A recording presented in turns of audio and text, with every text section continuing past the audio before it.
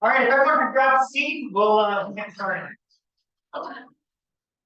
We'll do a quick introduction. My name's Corey, Tech and Transportation Planner, Fast Planning. I emailed those to you folks. For those that I don't know, I hope to have you afterwards. I want to let Jackson give a quick overview of Fast Planning, which is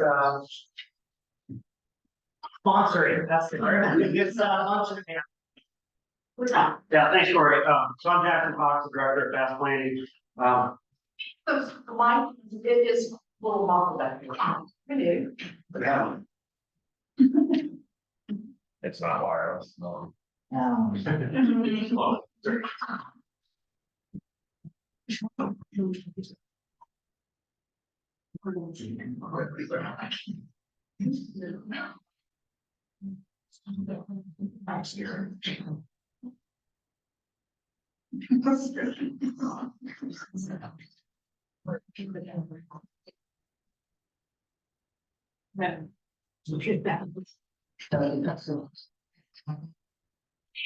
Again, my name is Jackson Fox, the Fast Planning here at Fairbanks. This Corey doesn't introduce himself. I'm also going to announcements here. Both Corey and Olivia are transportation planners, and transportation planning is what Fast Planning does. We are federally mandated to exist to serve the Fairbanks North Pole area because with the U.S. Census, we are an urbanized area, one of now 3 in the state with a new urbanized area designation down in Matsu. But we do the transportation planning for the road network for all users, not just vehicles, but also pedestrians, bicyclists, freight movement, transit, etc. For the community. And we do this on behalf of the 2 cities, the borough and the state of Alaska Department of Transportation. So most of you folks in the room are familiar with our work and see us a lot on paper when they're different planning activities, and I think we're happy to sponsor this event here today.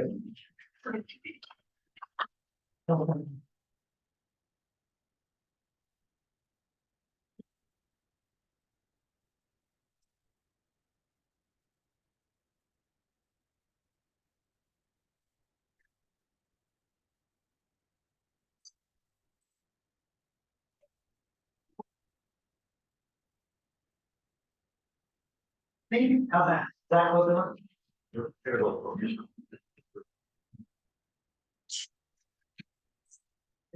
Thank you. Okay. Perfect. All right, we have a pretty short amount of time here, so I want to make the most of it. I do want to run through a quick agenda and then some ground rules. This is intended to be interactive, but there are a lot of folks here. They're way more friends than I thought I had. So I appreciate everyone showing up today. The purpose of this is to discuss downtown Fairbanks and some of the challenges and opportunities of that. We are joined by a guest, a special guest who's visiting from Brainerd, Minnesota. Yeah. Yes, there we go. One of those northern continent states. So this is Chuck Mahron with Strong Towns, or Charles Mahron with Strong Towns. He founded an organization, and we'll watch 2 brief videos that give you guys an idea of what they do. My hope is that as we go through these 3 primary topics, mobility, housing, and general development, that as there are questions, folks can ask them, and Chuck can chime in and mention what he's seen in other communities, or ask questions of us. There will be a lecture at 6:30 tonight in the same space, and Chuck will be presenting more about their organization and the work that they do. With that, Quick agenda, so, we'll go through the topics here, we'll watch these two videos, and then we'll do about an hour of discussion.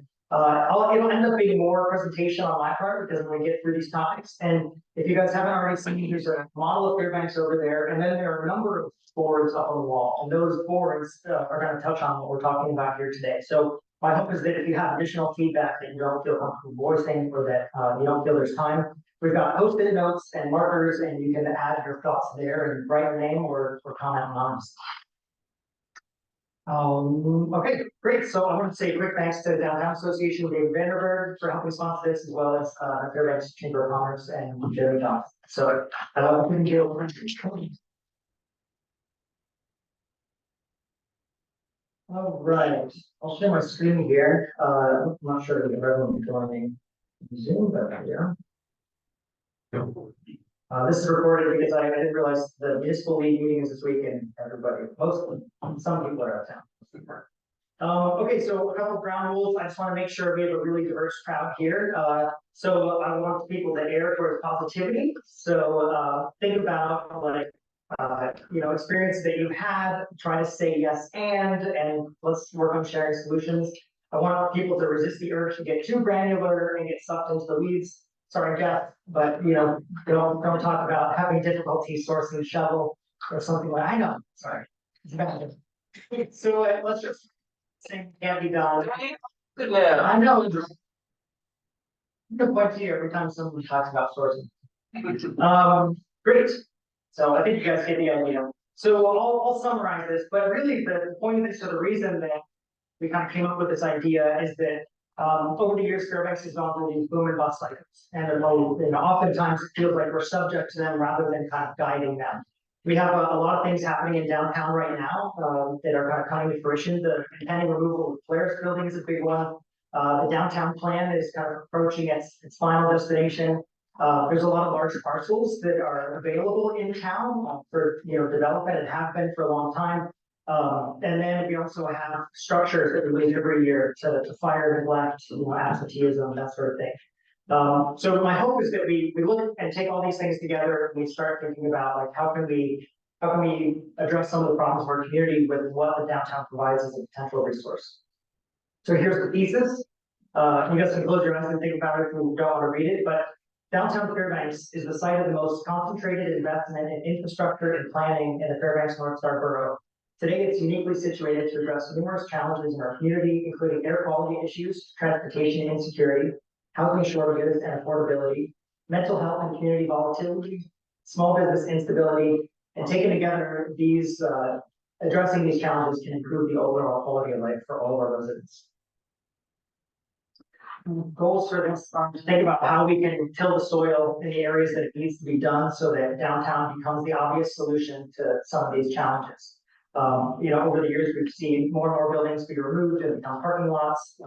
There's a lot of kind of attrition that's occurring. I know that we won't have a whole lot of back and forth here, but my hope is that people put good ideas up on the wall and that I can summarize those and send them out to the group here at large so that we kind of have this aggregated problem solving group. So I'll show two quick things. So give you an idea on strong towns kind of role in the background and also help in the conversation.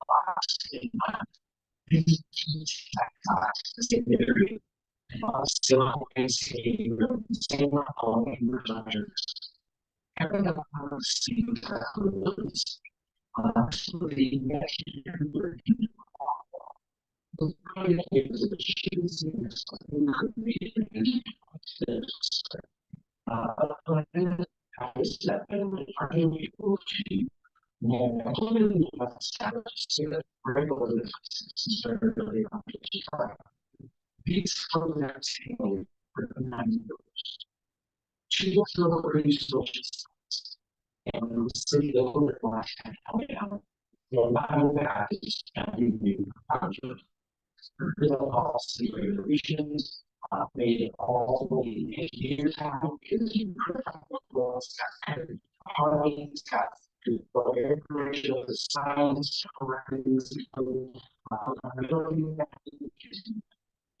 Yeah, watering some plants, and every was a real stress action.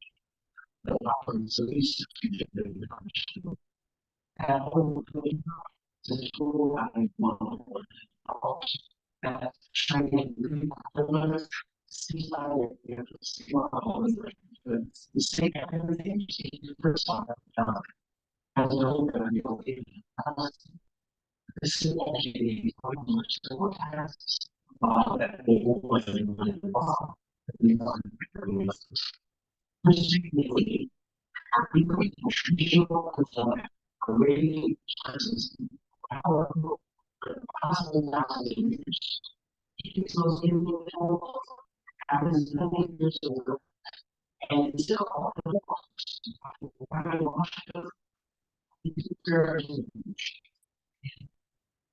and we all projecting the couch. Here we have the healthy street, so we can work on silver on the outside. You all are going to see this happen. You can see how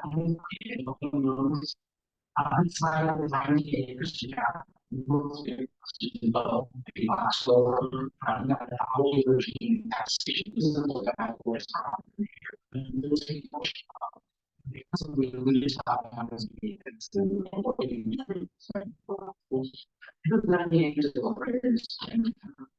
much of the second third stories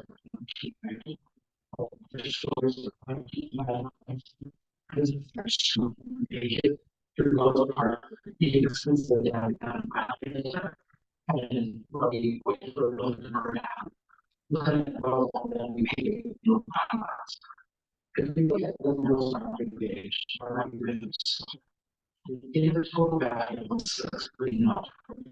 See, here's the other plan. We have the same to 8 years to develop.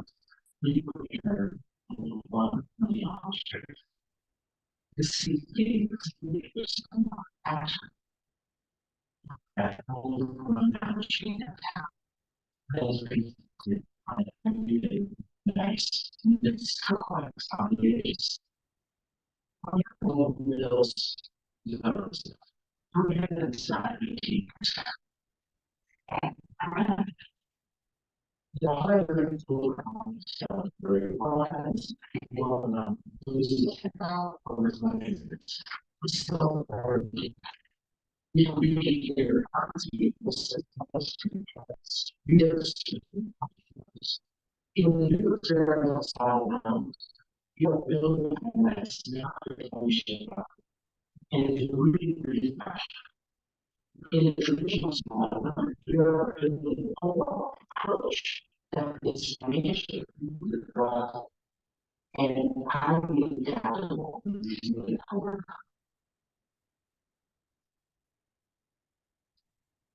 Right. Is anybody triggered? Some response to what they saw. Something for it sounds to me, you know, way for see it completely almost see here, we'll just have our teams to go. That's actually, it's, I mean, often they remain until they slowly decompose. And then the, kind of the John example, we have an even more mutated version of that, and that's the coffee hut, which is the closest to driving your vehicle into a building that you can do before you have an accident. And it is, it's a shed, it's basically a backyard shed that, is sitting in land banking on the property, so we'll talk about that. There's one more here, this one's a little short. Over the last 50 years, people build millions of dollars of economical community.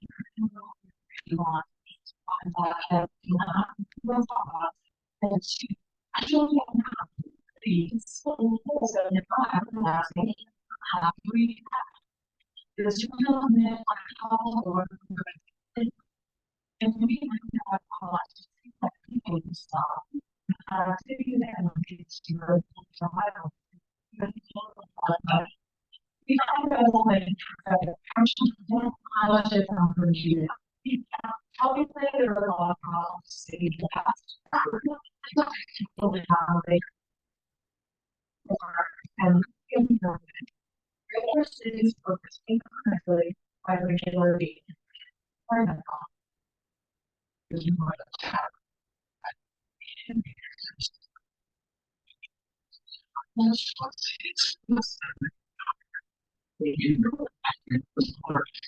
So, trying to precise how this pretty much this sort of and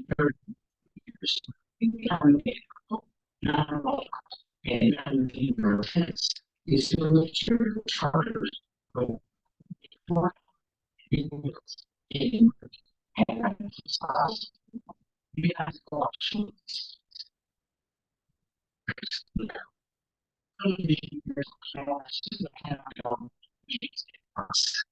How many grants the are some questions you know in a real conversation is you know is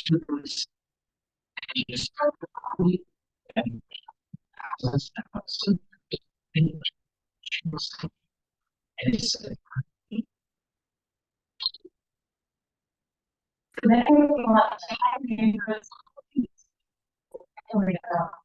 You are the place to be virtual and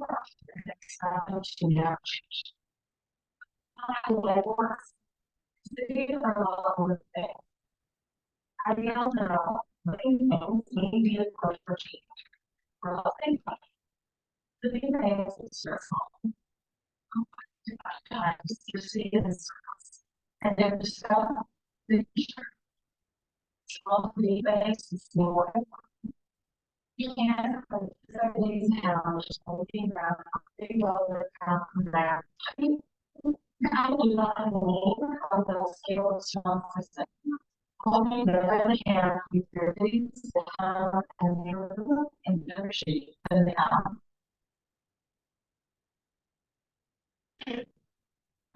Right. You should.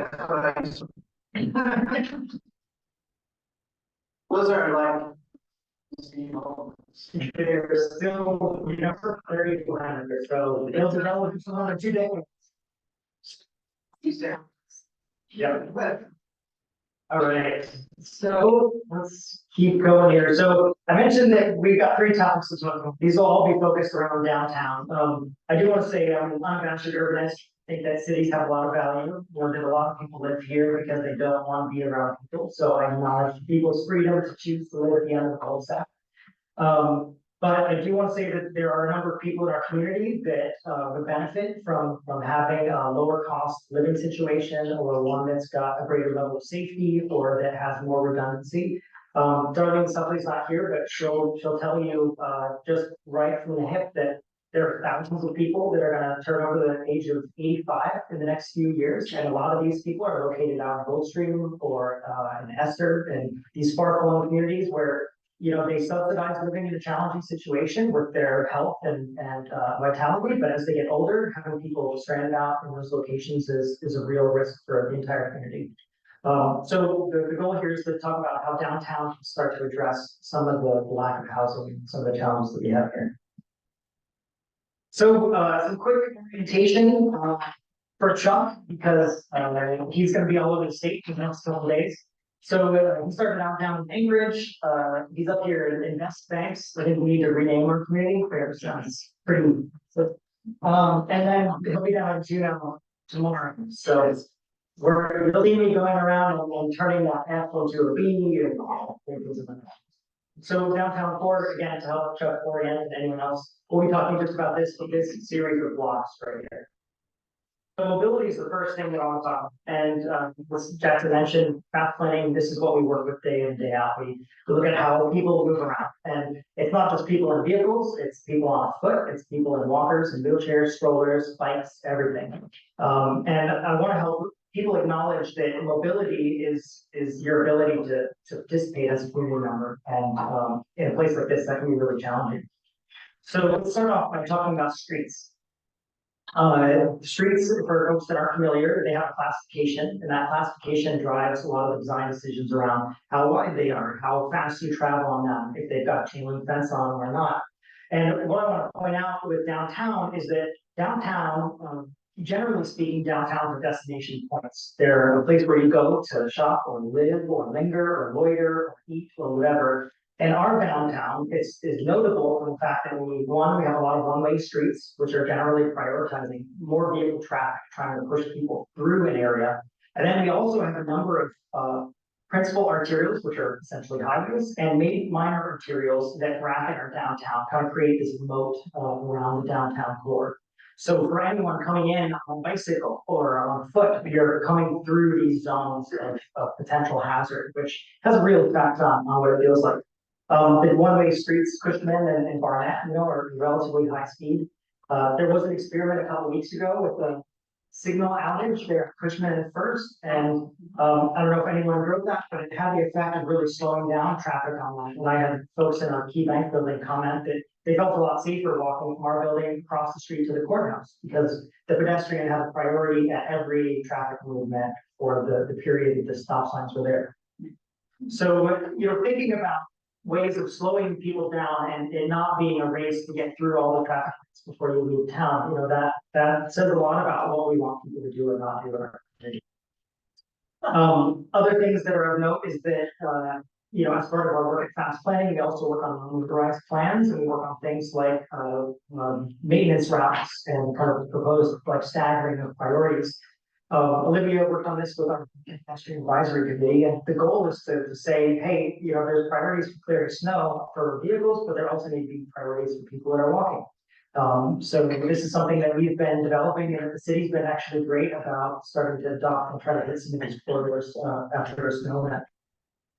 And we're also working on bicycle mobility. So this is a project the city is going to do ideally this summer, but potentially next, is striping the first couple of bike lanes in the city of Fairbanks. The goal there is to try to catch up with what a lot of other communities are doing and show that there are people that bike in this community year round, but primarily summer. And there should be a place where they are. Right now, bikes can't be on the sidewalks in the city, and there's not really a designated lane for them on the road. So this uncertainty adds to a lot of attention that motorists and cyclists often experience. And here's just a quick excerpt from that plan. Another thing about that is, from a mobility standpoint, is that it's the hub of our mass transit system. And if you live out in the west area of town, or you live out in North Pole kind of area, you basically end up transfer. And every time you transfer, you just add 45 minutes to your trip, pretty much, right away. So having people located at essentially the hub of this spoke system also gives people a more viable option to use transit. Rather than trying to come in from one place and then, direct back out to another. And then another thing that's very about mobility is, parking. We always think of from the motorist kind of perspective that you're driving in, where do I stash my car, et cetera. And this is going to impact our next two categories pretty intensely. There's over 9,000 parking spaces in downtown. Kelvin's got a report that his department put out, and I've got a printed copy of it over there. I'll mention a little bit about it. But it goes to show just the absolute level of parking that this community has, and yet it remains one of these issues that everyone is sweating about anytime that they think about coming downtown or where they're going to park their car for an event. Another issue with the amount of parking that we have is that the vast majority of it is private lots, and those private lots have to cross sidewalks in order to get to that. So every time that a private lot gets access, you lose an on-street parking space, you increase the challenges of plowing that sidewalk, you change the geometry so that there's a slope there, so anyone in a walker or that has some kind of mobility issue and now has a more hazardous condition, just trying to go from where they may have parked to the shop or restaurant that they're going to. So every time you see one of these lots, I want you to think, just the impact this has and how many times the person is interacting with a vehicle when they're on a space that should traditionally just have pedestrians in the sidewalk. One of the best offenders, I'll point out, I'm going to throw under the bus here. So there's a couple of projects that I've done, they're up on the wall, and I invite you guys to look at them afterwards, but. I'm gonna give these examples, and I don't want anyone to get wrapped around, you know, oh, this block won't work, or whatever. We're giving them case studies essentially here, so. Second Avenue, this is our prime kind of parking, or this is our prime retail area. It's in the parking exclusion zone, which means that parking is not required for any of the buildings here. And yet the area surrounding by it has got over 100 parking spaces that immediately bracket this corridor. This is supposed to be kind of the jewel of our community's retail culture, et cetera. The other thing is that all this diagonal parking has the effect of crowding the sidewalk, of making it difficult to see in and out of shops. And it is dangerous for people backing out because it's hard to see vehicles coming or pedestrians that may be crossing the street here. So the thought or idea here is how can we try to give this back to more users, not just prioritizing vehicles? And one potential solution is to think about turning this into a parallel parking scenario and starting to nip some of these, you know, excessive driveways that are being provided to these private lots. Right now, if I go back to this, I'll show you that vehicles actually circulating on city streets right now. You can see my mouse there. So when they go from one lane or one aisle to the next, they do that in the road, which in a lot of cities and municipalities, that's legal. But here, there's no regulation preventing it. So in this circumstance, what you would do is you would circulate on the block, and you'd end up using about 8 parking spaces per lot.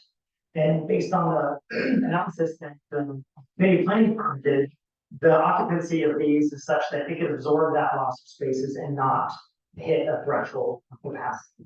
So this is a viable possibility, and it's just administrative and code change and different way that we address permitting parking lots in our community. So that's. Does anybody have questions or trailing thoughts? Should we just you want?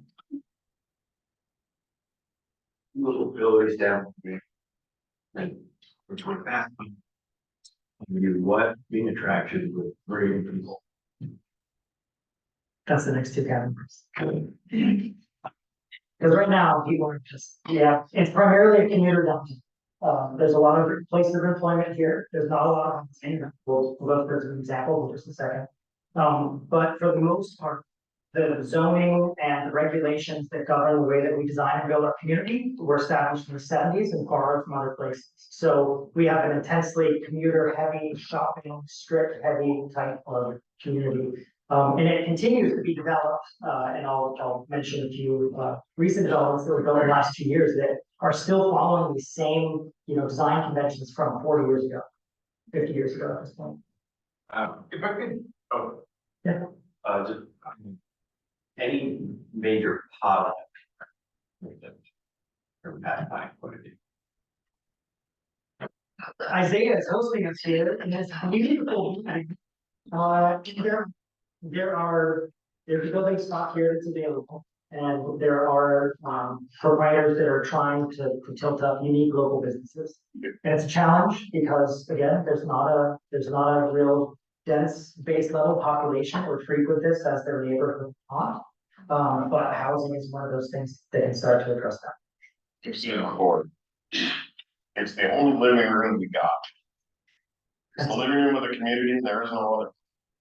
So we may not be taking care of it. It's not proven. It's full there. Yeah, and that's, you know, one of the main points of the whole thing in talking about downtown is it was developed at the turn of the century. It was designed before there were cars, and it has a scale such that you can walk to things. It has the potential to be a 15-minute city. Hopefully folks know that that's not a ghetto. Right? Does anybody think 15? There's a conspiracy theory that 15-minute city is a form of public control. And what it is in actuality is the idea that within 15 minutes, you can walk through everything you need for 80% of your life. So school, medical, food, social, entertainment, etc. Downtown is the only place in town where you can go on a gallery hop and hit more than 3 galleries. without having to get in your car and drive to the next place. So the form of this space is a gift, and in a lot of ways, we're ahead of our counterpart city Anchorage because we have this potential for walkability and density. Beautiful downtown. Just weighing in on one piece of the transit, viability for especially non-single occupancy vehicle kind of type of getting around. I mean, I feel like the fact that we're a cold weather city, have winter half the year is often kind of used as a crutch. Just dismissing a lot of, the need for other forms of mobility, but it seems pretty ridiculous, and I'd be especially curious to hear from Charles, because it seems quite certain that other northern, winter-oriented cities have actually dealt with these things successfully. I mean, like I've seen about like in Finland that they maintain really effective biking trails through the winter, and yeah, I mean, I just be really curious to see how we could get around, some perhaps like the poor road maintenance in the winter time, making sidewalks accessible and so on. I was just gonna throw out that, we're trying to bring the elders from Goldstream back downtown, or maybe in Devon. Our city's not real good with people who have walkers or wheelchairs, AC, I think that's a challenge for us. I'm trying to be positive, but it's a challenge that we should be. Challenge is great. Yeah, I think that the reason that a lot of people want to park right up at their building that they're going to is because the walking experience downtown is abysmal. It looks like we had our San Francisco fire, we never rebuilt anything. It's a lot of parking lots. It's incredible lines of sight. You could film zombie movies here a whole day and you never tell anyone to get out of your shop. There's a lot of potential. A lot of land has been cleared, and I feel like people don't want to walk. They really prioritize getting as close to the buildings they want because they don't like the experience of walking downtown. And the lack of that feeds into ideas of, lack of safety and undesirability, and it's sort of a self-moving cycle. I think, to the point about northern cities and those sorts of things, we have, just like I mentioned, a lot of flat space that ends up getting plowed. If we had more buildings, that's less maintenance that has to go into actually plowing snow, moving it, storing it, etc. So some of the things that, I think really successful northern cities have is that the more dense urban core, and they spend less of their resources on snow clearing. And with any kind of development, that inherently becomes a part of the solution. So here's our downtown. As everyone's familiar, it's these kind of gray blocks. We're really talking about between Barnett and Noble Street over on the east edge.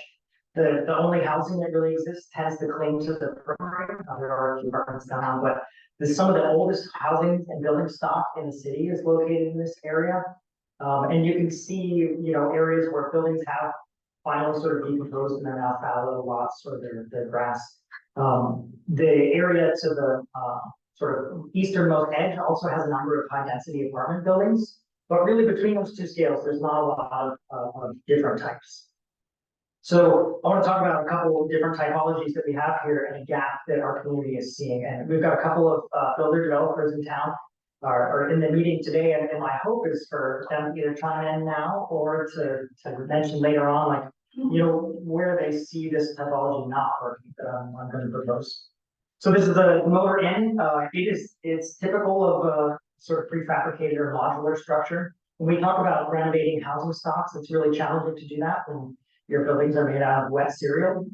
There's just not a lot to strip things down to and then rebuild up from. So when we start talking about building, it's really important to think about longevity. And we've got folks here from NREL, and part of their program is thinking about enduring and sustainable housing and structures. So if you're going to sink the money into the object, how can it give you the longest and healthiest lifespan possible?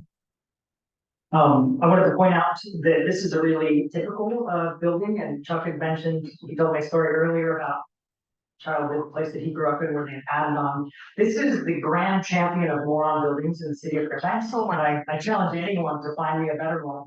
But it is actually 6 different editions, and I can't tell where it started and where it ended. It shows you this kind of incremental development that as they needed something, they added on slowly kind of over time as they had the resources or the capacity. So you see a lot of those types of buildings in town too, but you know, we're talking about a micro scale. This is like, you know, maybe it was 800 square foot house and now it's slowly kind of expanded up to 1,500 square feet, but certainly not multi-unit. And then at the opposite end of the spectrum are these much larger apartment buildings, oftentimes funded by huge scale projects, HFC or a HUD grant, or a low income housing tax credit program or something like that. So the challenge with these types of buildings is that they are so expensive to maintain. It's a huge lift to get them put in place. If they ever go out of business, there aren't a lot of other organizations that can absorb a building like this and maintain it. And so they have destined end of life because they become too much of a burden from a maintenance standpoint. There are some examples of this sort of middle scale in our community, and I am going to just start using Title 18 like a rag doll from here on out. So my apologies, Kellen. But all of our community more or less is defined by what's happening in zoning and what's required in zoning. And parking is, to me, one of the most detrimental things that we're currently experiencing, which is crazy because it's such an easy fix. From a technical standpoint, it's a change in code. You just stop requiring it, and then you can start building buildings instead of parking lots. So this shows you a medium to high density, kind of small scale development, and it's stipulated by the code is that for every dwelling unit, you've got to have one parking space. So they've taken what could have been a beautiful courtyard, and basically transformed it into a vehicle movement space that has to be plowed, resurfaced, corrected for drainage, et cetera, et cetera. And it's, it impacts the block in a lot of ways beyond that. It's also a more intensive per square foot cost than. And it also breaks the sidewalk, like you said, a lot. Yeah, there are 3 driveways that access just this one right there. At the opposite end of the spectrum, I also want to say that, when new housing is built, we want to be really deliberate about that. And this is an HFC project. Is anyone here from HFC? Okay, so this was a park for a really long time. It's in the middle of a residential neighborhood. It's primarily, single family homes, some duplexes. It's zone 2 family. And what was built there was an attempt to provide senior housing, and what it really became was a series of barracks. And a lot of this is defined by setbacks, by the amount of parking that they need to have. I'm not aware of any variances that they applied for. Yes. Did they? I'm sorry. Okay, what was the intended variance? Is this Near danger to my. Okay. I don't want to be one. Okay. The trouble is that the rules are there. So for a lot of circumstances, when they go before a board or something, you need like almost an overwhelming reason to provide a variance. So you end up with buildings like this because they become an obvious solution. So that building looks like this. And it has got its ass turned to both sides of the frontage, and it is just a miserable building. It is amazing because it's providing senior housing, which there are shortage of thousands and thousands of units. So this is wonderful. But the quality of life that you get in a place like this, where you don't even have a stoop that faces the porches opposite street from it, is a disservice to the neighborhood that sits within. So as we talk about, let's get things built, let's do it. We also really want to be careful architecturally that things are scaled properly and that they fit within the organism that they're being placed. So I just want to show this as a cautionary tale, is that throwing a lot of housing at something isn't great if this is what you look for the next 40, 50, 60 years. In the downtown, there are, I think, about a dozen different zoning designations. And when I looked at the sort of key that's provided on the borough's website, there are over 100 zoning district designations. Is that right, Cal? No, it just appears that way with overlay zones and that. Got it. So no, yeah, there's okay. like. Perfect, because the hues, you don't even need to be colorblind to have a problem with this. The variation in downtown is, it's mostly a central business district. It's got some general commercial, it's got some multifamily office, and then 2 family. So these example products are talking a little bit. So we'll do on. Okay, so I want to give an example here for housing. Say that we found a lot downtown. This is block 109. This is right next to where the Golden Nugget was. It is actually zoned general commercial, but within that is light commercial, and within light commercial, you can do multifamily. So you can work your way down through this sort of maze to get to, okay, we can do an apartment building here.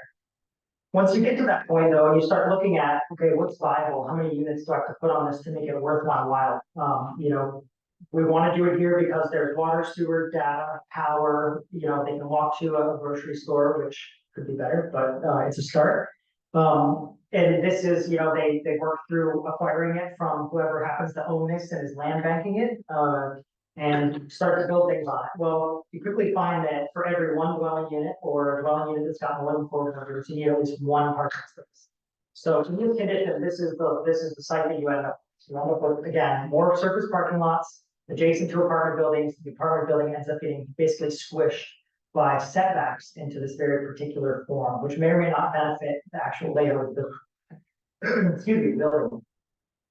So there's a good map, and you guys can look at this over there, but essentially what it comes down to is that Title 18 is currently suppressing property values and the tax revenue that the city could be making right now, like 50%, easy.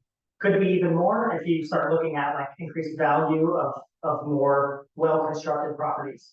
So the city should be furious about this. You guys are getting totally undercut on what could be built, but you're being required to throw away half of your land on 12 cents per square foot or less, when the average residential building is about $1 or $1.50 per square foot in tax revenue annually. So this is embarrassing. Tax the parking. There's a word. All right, so if, oh yes, I think, I'm Callan, I'm with the borough, we're responsible for the parking. It's really interesting, actually, I would say 95% of the time, our parking regulations don't come into play because a developer is putting in more parking than code requires. So that's an interesting issue, and we've corresponded, there's a lot of communities in the United States that have parking maximums. Yep. We had some pretty innovative proposed things downtown in 2010 that failed when it got to the assembly level, with things like prohibiting parking that just on-street parking or surface level parking on downtown. So there's a lot of interesting dynamics at play, but one thing is, for whatever reason, developers are choosing to put in double or a lot of times triple the parking that code requires. right. Like some, you have cars there. Yeah. They have multiple cars. On the development we did on College Road, we have far more parking. And it's all full, because people have 2 cars, 3 cars, they have roommates, whatever else. Everybody wants parking. We're limited by square footage, we can develop by units, square foot, et cetera. But at some point, you're gonna have parking, because you know you're gonna have too many cars for those units. So They're competing. in that chicken or the egg scenario, are you using square footage of building, or you trying to hit the parking? We're trying to maximize the number of units per lot to maximize the revenue. Otherwise, the project's gonna work. And then you do whatever you can with parking for that. But the parking is very tight. I think Aaron put in triple the parking that code requires because people want to park. People want to park, you want them to park on the side roads where they can't plow, you can't plug your car in. I mean, there's a whole variety of things that occurs in Fairbanks that doesn't occur in Anchorage. People don't want their cars in there, right? And if they do it for an hour and they're confused. Behind them.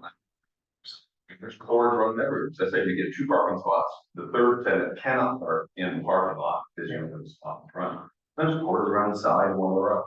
Right here, across all winter long, there's just two extension cords that go across the sidewalk to their cars. Over there, off street. Now, an option would be, right, you build up dry parking garage underneath or something. And then people don't want that because it's not right in front and the construction cost goes up. I mean, it's really complicated how to make it work. I mean, once you start going to 3 bedrooms, you need more parking spots, therefore, that then limits your square footage very, right? That's why, I don't know who else is in this room, there's a reason to know 3-bedroom units can be built in this town. The cost of construction, number one, parking requirements become bigger, and so you have less units, more parking. Not be negative, just a real. No,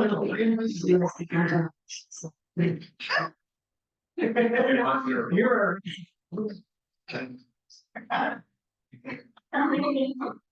It's, but you are one spot these things all the time, and I know that as a developer, like you need to be in the black and you want to make sure that you're not, you don't have the luxury of being a philanthropist and just sort of throwing money away. It needs to actually make sense in order to put it together. So seeing where things run around, where they become practical is a real thing.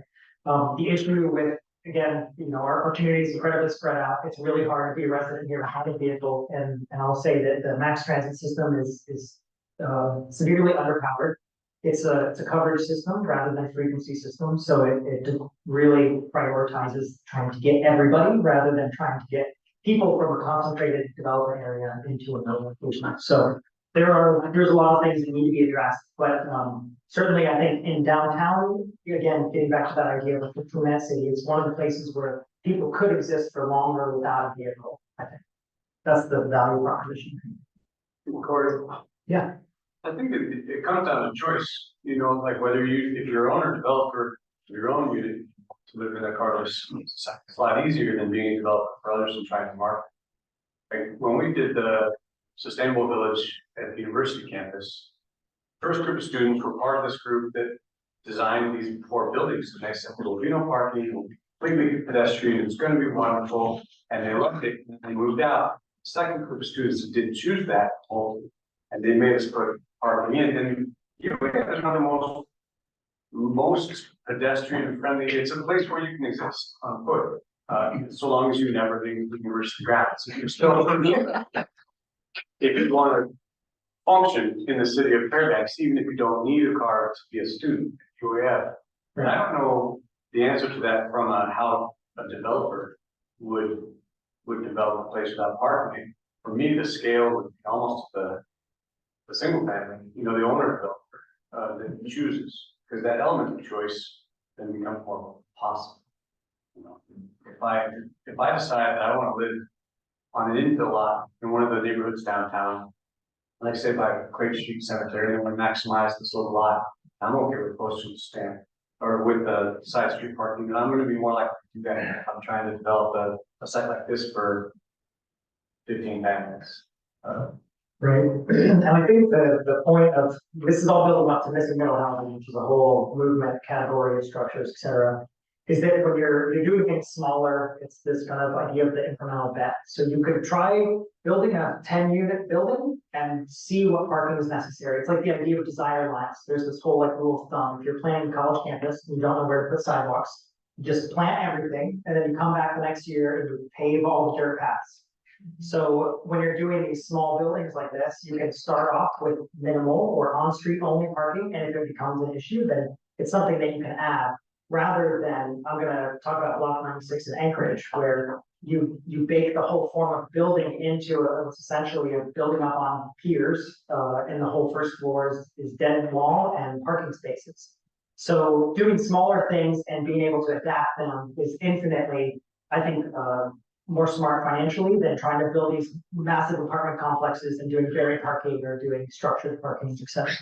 And downtown is at such a stage that it could do these smaller scale developments, and that could be paid for by the individual or by a small group of people. So that's the idea here, is that we could start by, if you eliminate parking mandates and it becomes an experiment that everyone's on board for. When we use on-street parking, the benefit is that you're not plowing an interior parking lot. You don't have to store that snow anywhere. You've got more building per acre, so you have less sort of runoff from these parking lots. And the streets are already plowed, so it's already a given that there's a clear space to put a vehicle. So it doesn't make a lot of sense to add even more parking spaces and more area that you have to clear when you've got this sort of built-in cleared parking lot, so to speak, that is your city streets. Jeff, how many streets? The streets have been plowed regularly in order. That's the okay there. I think that the city has done a lot of work to get sidewalks plowed and roads plowed, and obviously this kind of adjustment would put a different road in the city, and it, ideally the tax revenue would pencil out to make this make a lot of sense. Missing middle housing, there's someone coming in March to give a lecture about this, someone from Off Coast Design, and these are the houses that Dale was talking about. This book's here if you don't get to peek at it, but I encourage you guys to look at these because I think this is what, potentially becomes a good fit for a lot of these lots. Our downtown doesn't have alleyways, so a lot of times the parking is, coming from the street side or the frontage side, which when we're trying to avoid having all these driveways, you want to be really careful about how you design housing in a double frontage community like this. Frontage means that there's no alley splitting between the single lot. So these are some examples of missing middle technologies. So they tend to be small scale, they can fit into single family neighborhoods, or can be slightly taller, and they can start to become mixed use units, like the commercial ground floor and housing level. Any thoughts on housing before we talk about the last time, which is development?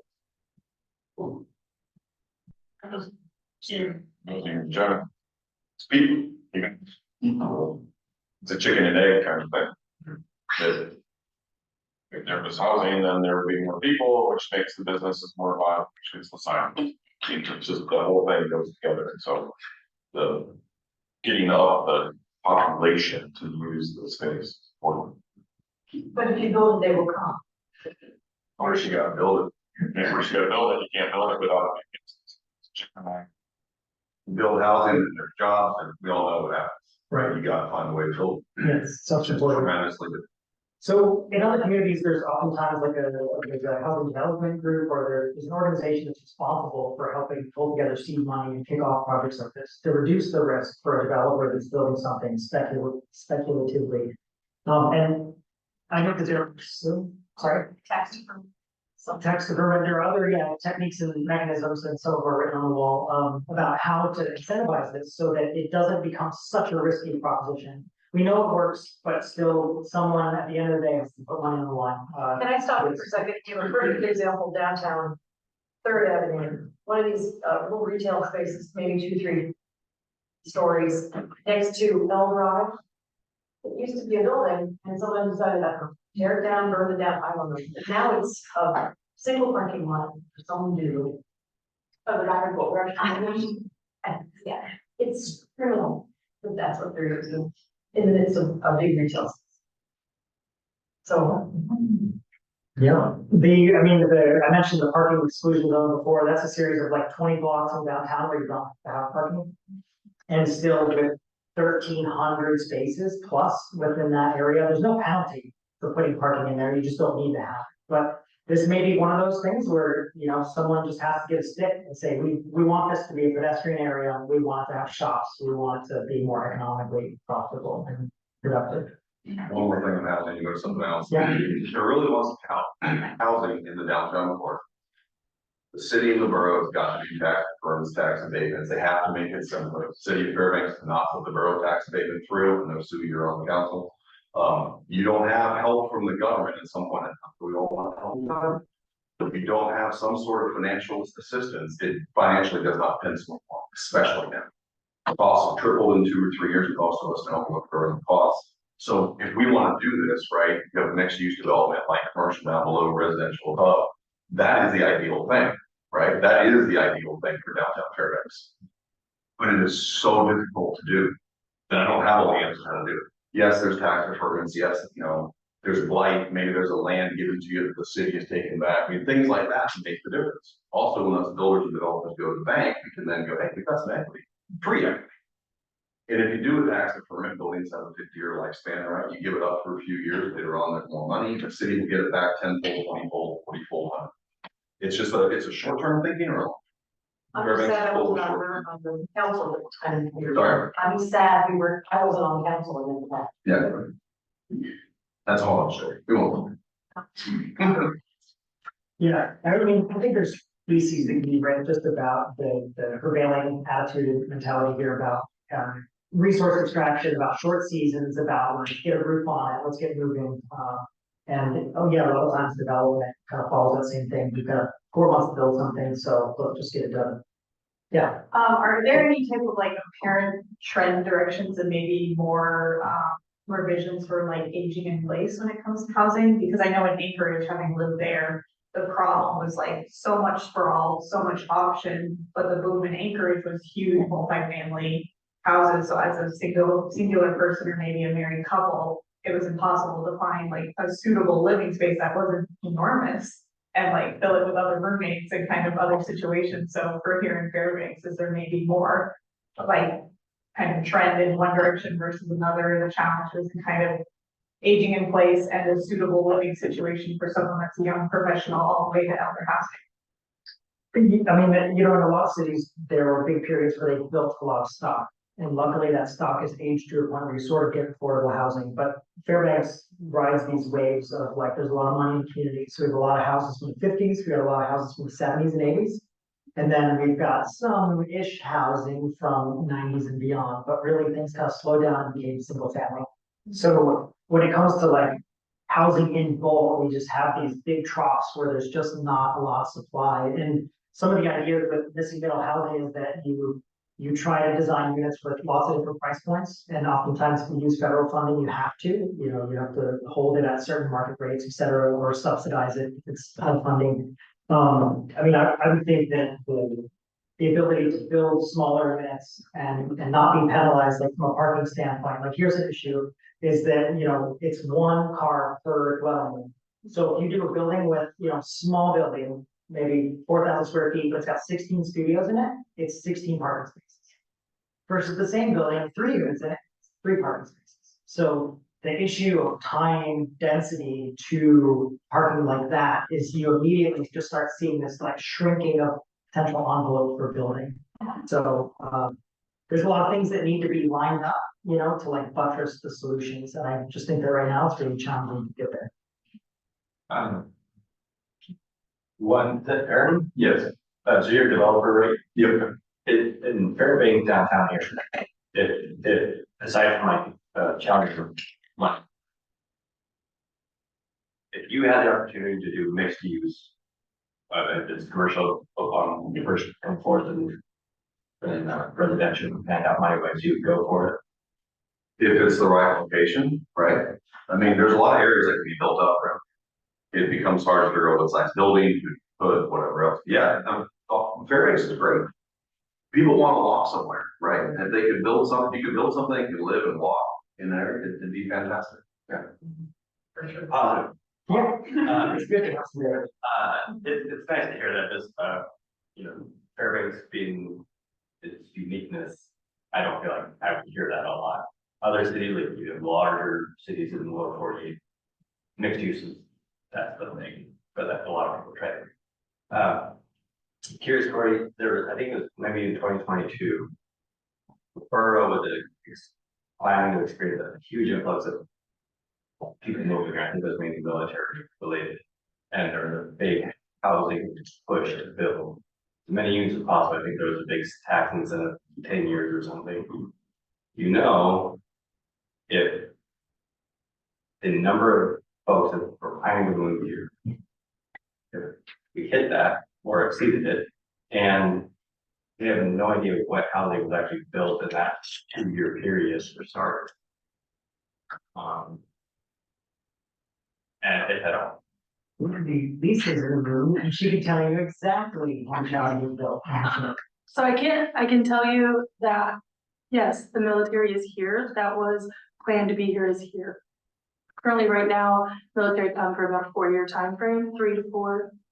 Sorry, let's try that again. 2 to 4, depending on rank, job, and the military deciding how long we'd like you to stay. Scott. So right now we are experiencing an overturn of those people who came in 2020 and the beginning of 2021, because that's 4 years or 3 years. There's talks of more coming, but not in the same amount in which they've come for the F-35 bed down. For the Army, they pretty much didn't gain more people.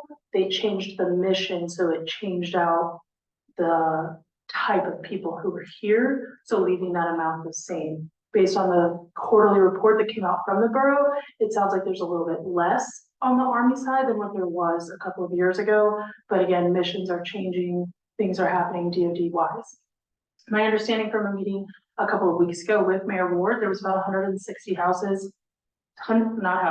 units that were built based on the tax abatement, or are supposed to be built, not all actually on the property. Like They have 2 years to build once they've gotten tax abatement.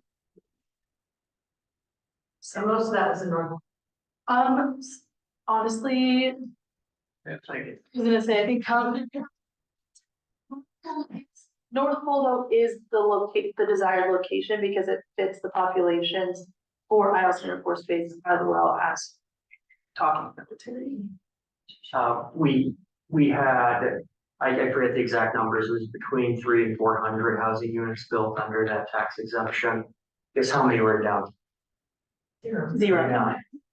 So a fair amount of them were in the North Pole area. We had some others kind of sprinkled around the community. And as far as the IELTS numbers go, we did hit the population numbers, but it's about 85% of the folks working on IELTS out of choice choose to live in the 99705 zip code, which is the greater North Pole area. So they're not required to by anything, but that's where they choose to live. Out of curiosity, did anybody come to community planning trying to do, multi-family downtown? Or there wasn't even interest? We bought this and doing stuff down on B Street, it's not the downtown. Yeah, it's It's the closest. We had another one, Sarah Way, maybe some like high level conversations, but nothing that ever. We didn't do the tax abatement, so that wasn't. You got rid of the borough tax, right? but not city tax. So Something. the city did not parallel or mirror to help. Developing previously developed sites is more difficult than developing greenfields. Always. But the embodied energy of the cost of the community. To the community, maybe not. Yeah. It's easier to be on the edge system than it is to be great, to insert yourself in the middle. Yeah, I mean, Worth asking, Corey, like, who do we build downtown for? Like, who wants to live downtown? And if it's not, well, we're all in the room. Who's showing up on a plane tomorrow? If they're, right, what percentage of the economy of Fairbanks depends on the military base or the university? So the average soldier, is the average enlisted person, or the average UAF undergrad or graduate student, are they, if they're the people that I'm hearing are driving the housing market, and they're not the type of people that are choosing to live downtown, then it seems that we have a disconnect, right, between what we think the economic drivers of housing overall are in the borough and what we want the economic drivers of getting people to move downtown. You know, my mother grew up downtown, my great grandma lived in Golden Towers. Neither of them were in the military or the university. What brought them to downtown was something else. So we have to find that something else, I would think. yeah, I mean, so we're both, it's like, how many times did someone come to you, like, can you help me design a single family house? I've been looking for 5 years and I can't find anything. Yeah. Like, it's just a repetitive story, and for every one of those houses that get built for like, $600 a square foot on the backside of Murphy Dome or wherever it is, like there's an additional cost to the community there that's not immediately apparent. That's road service areas, it's plowing, it's delivery of EMS and services. There's a huge load, not to mention air quality is a thing that we deal with a lot of fast planning, and the amount of commuting that occurs, people driving in from these far-flung places, that adds an air quality load and a PM 2.5 issue.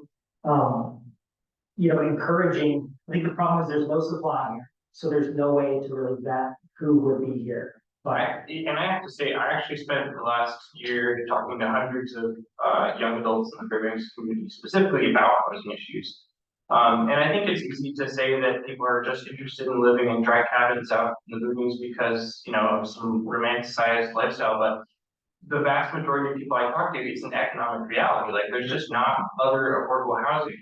So people end up in those cabins. But I think if people had the option to have, more centrally located, affordable housing with, actual running water, I think people would like that. What is the going rate for rent for single person graduate from college? What is, for a college student? Drive? No. Speak. Yep. The going rate seems to be about $8.50. That's no running water, and that can be any situation. Some dry cabins are nice, some aren't. You got it?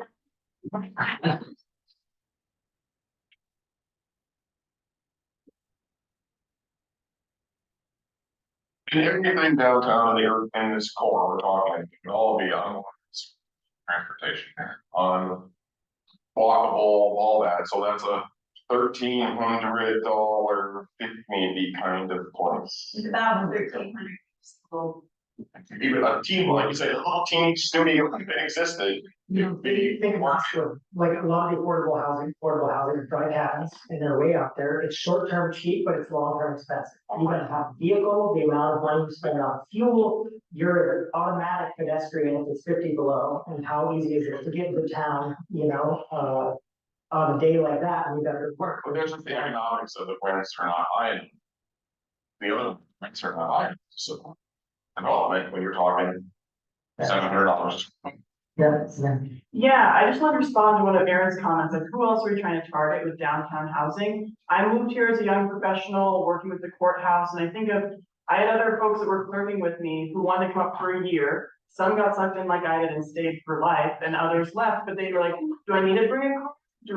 The clerks started selling a car to the next generation every year because they said, there's no way you're gonna find housing downtown, it's not the place to go, so you're gonna need a car. I think folks who work at state offices here, at medical facilities, lots of them are coming from urban places out of state, and they'd love to be downtown, to walk to their office. Community, the medical community loves this. This is exactly where they want to be. It's where they can both easy to do all that, but no. So Terry coming up here, university folks, and those young professionals, that's the other bucket that I think really target downtown. Okay, 10-minute warning. We still homework category.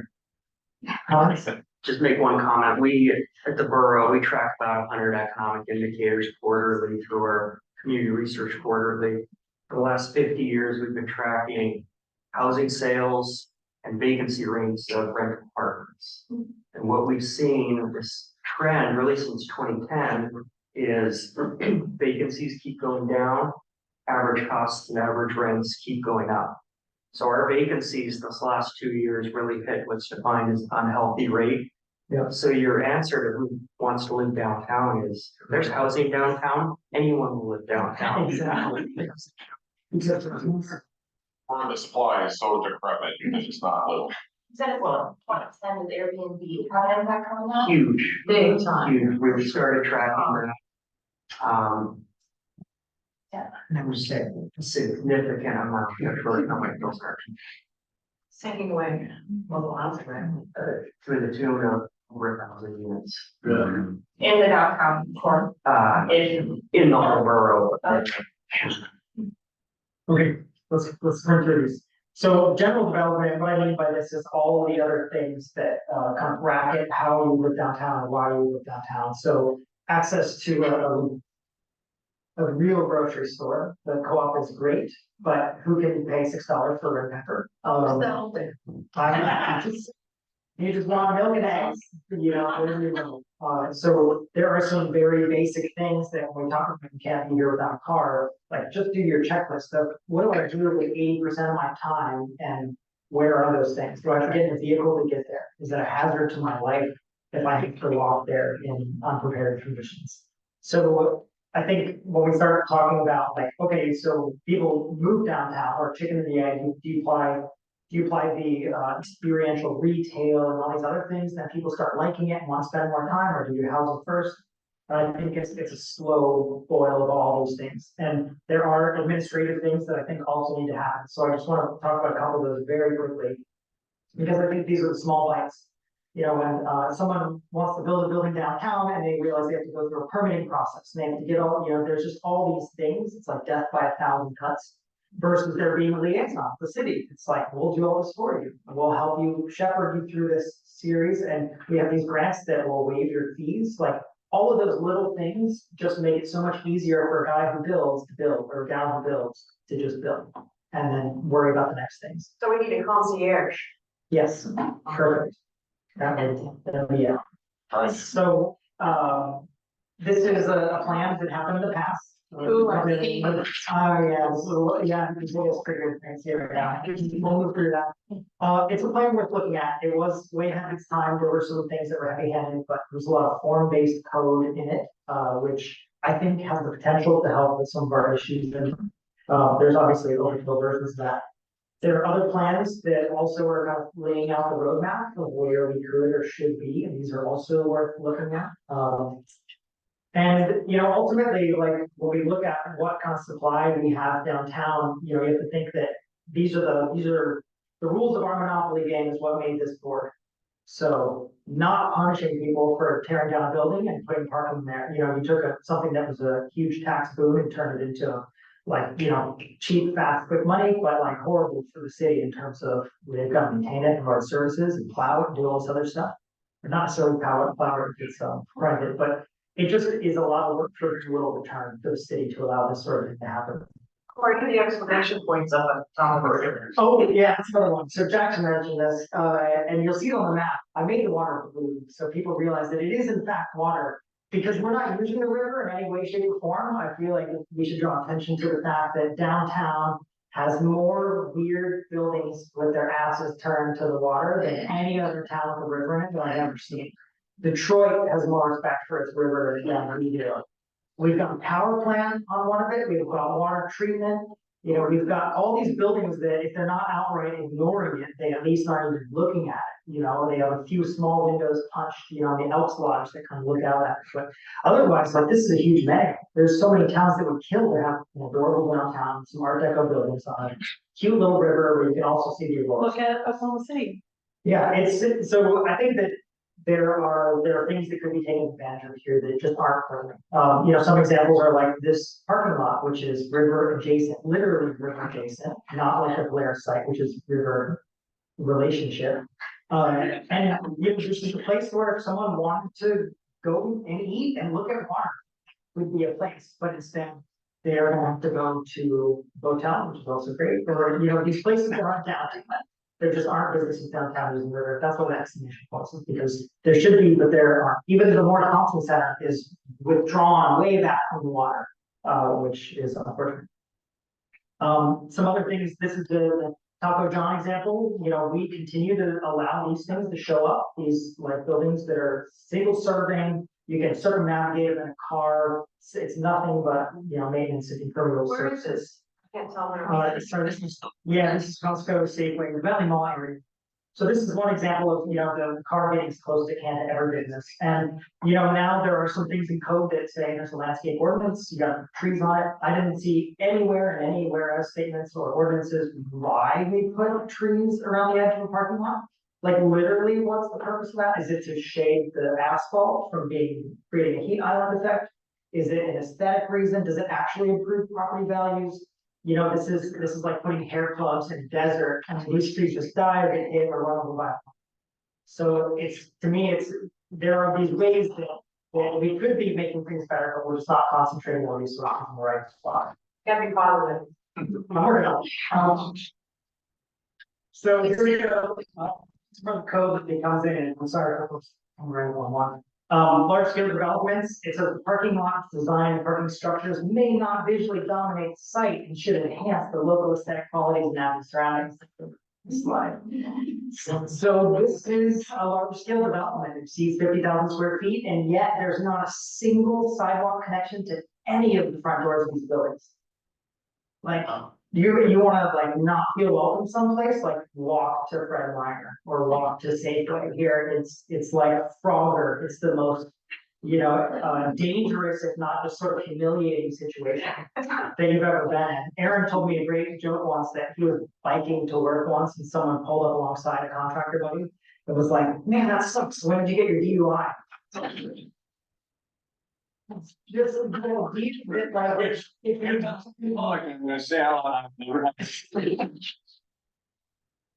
I mean, but it sort of touches on if you're walking, you make bad life choice, or if you're on a bike. The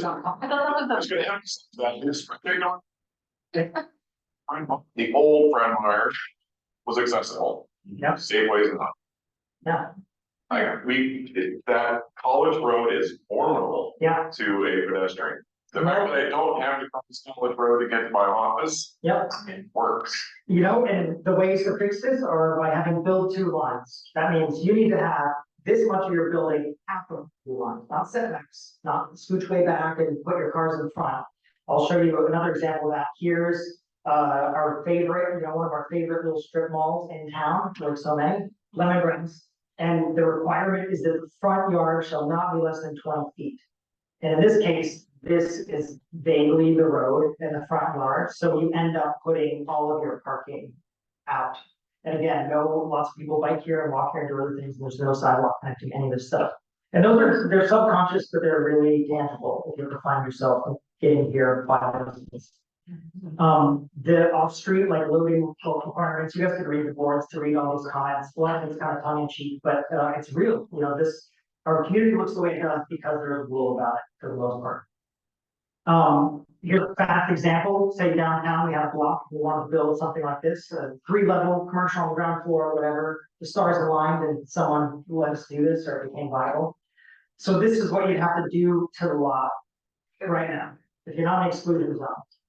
This is a 30,000 square foot building or 35,000 square foot building, and you have to have 38,000 square feet of parking. And this is if you can argue that, well, this is a grandfather lot because it currently actually looks like that, minus the building.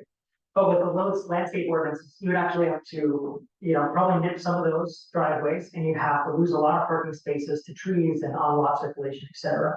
So we talk about building at density, but in this case, you get penalized. You have to buy more land and tear down more buildings to build more parking, or you build a more expensive structure at a great square footage cost increase to elevate it or bury parking, which in a place with a high water table, not the cheapest thing to do.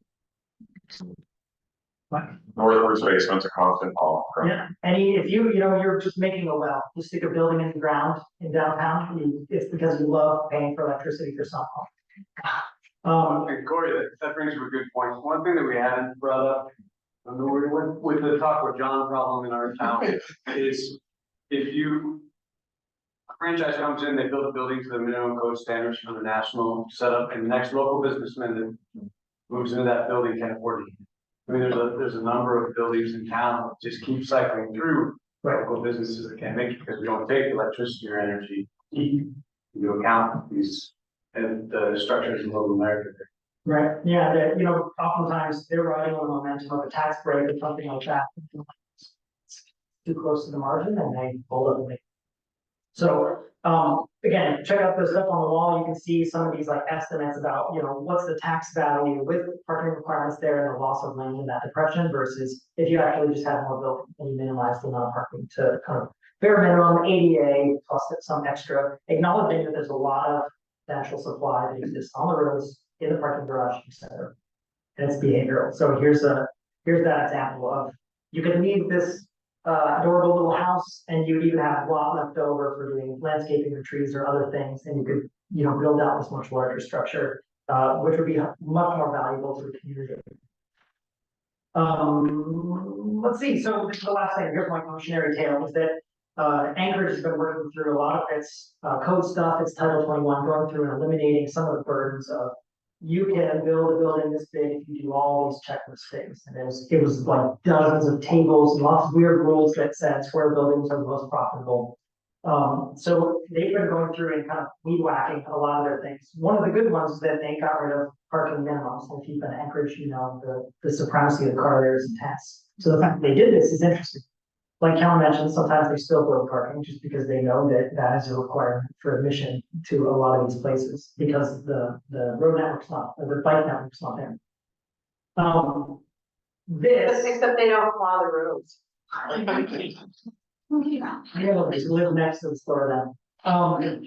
So this is something that I saw at the planning convention, and I'm not shy of the fact that I think this is the worst building I've ever seen. It was heralded as an exemplary public-private partnership, which means that the city basically just gave its shirt away and accrued, got a bunch of money, gave them the property, did everything they could to be like, put a building here. We really need housing. We want this in our downtown. And no parking mandates or anything like that. And because they stripped away all their rules about you need to have a certain amount of transparency on the ground floor, et cetera, this is what the developer created. And if you can see, this says building our city's future, which I think is just like the cherry on top, is that they built something in what is intended to be a residential neighborhood right across from Fire Island, and it doesn't have a single door facing the public right away on the first floor. And I thought when I walked up to it, normally it's we put a tree in front of the building, it's because you ran out of time. And you're like, I don't know, we'll put it there, and just gonna hide it behind this thing. And then I get there and sure enough, there are trees like.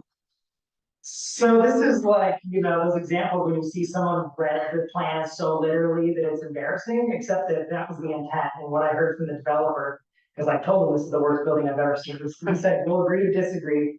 But I told him that this could be in the middle of a Walmart. This could be a freeway retaining wall, like this offers absolutely nothing to the community that it's in. And I would argue that it makes the neighborhood less safe, actually, because of the lack of any kind of presence on the ground floor here. It's like communities that have sky bridges are notoriously unhealthy also. So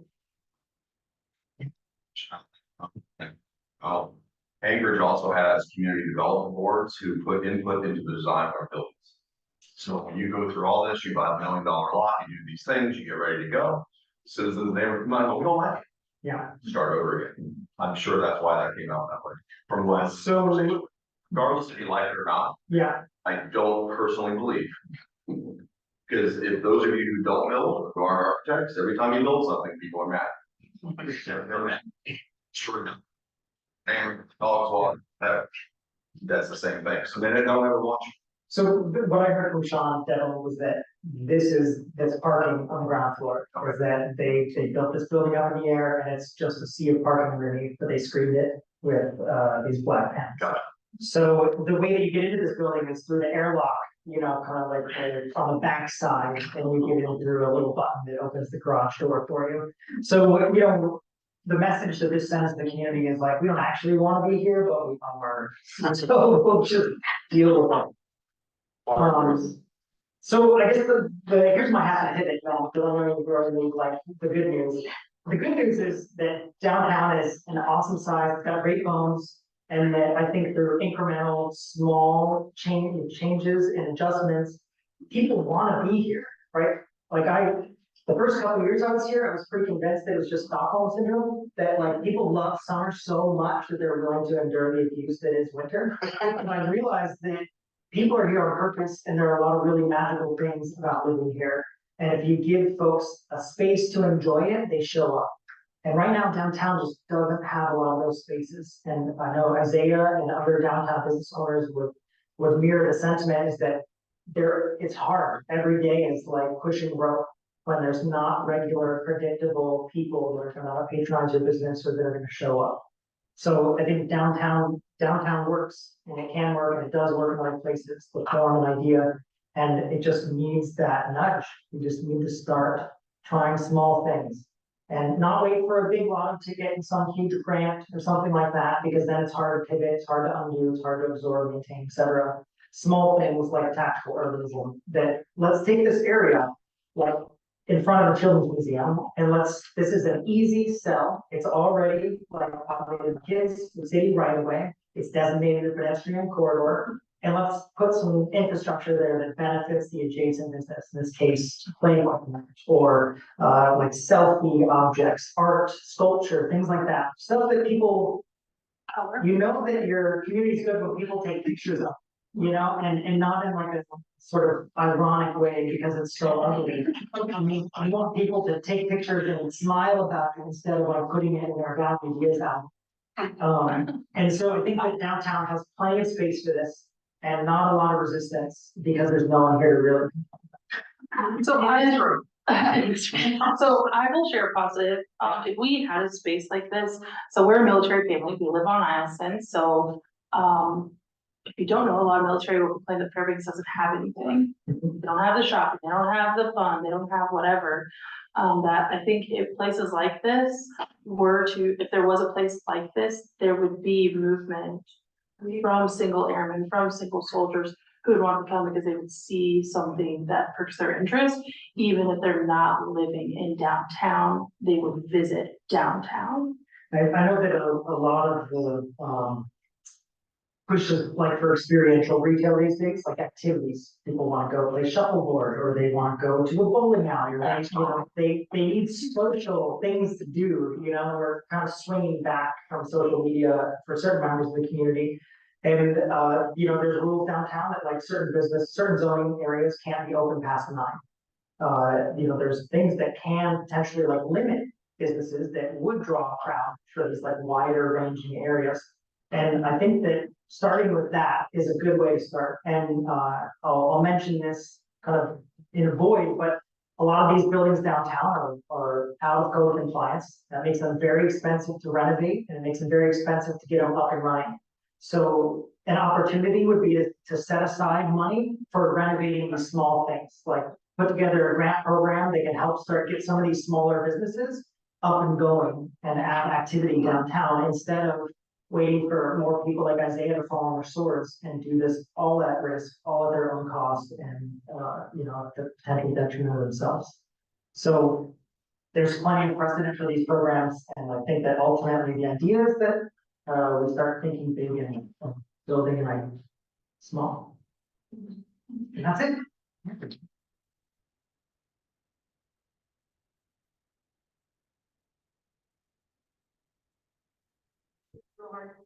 Yes, yeah, okay, here's the outro for the whole thing, we're a little after 1. Tonight at 6:30, there's another great lecture, I guess that's egocentric. Charles is gonna be speaking tonight at 6:30 in this space. If you guys wanna come, take a picture of that QR, you need to reserve a spot because I can see this room is limited in scale. But Strong Towns is doing amazing things. Everything I talked about here, they basically touch on as part of the backbone of their organization. So you can see this stuff firsthand from a person that really coined and started a lot of these movements. Okay, is it available or anything? We're be Zoom available just because it'll be too hard monitoring. So we're important to share. Because I know there's the capital improvement projects being reviewed in the borough tonight, and that'll be a long.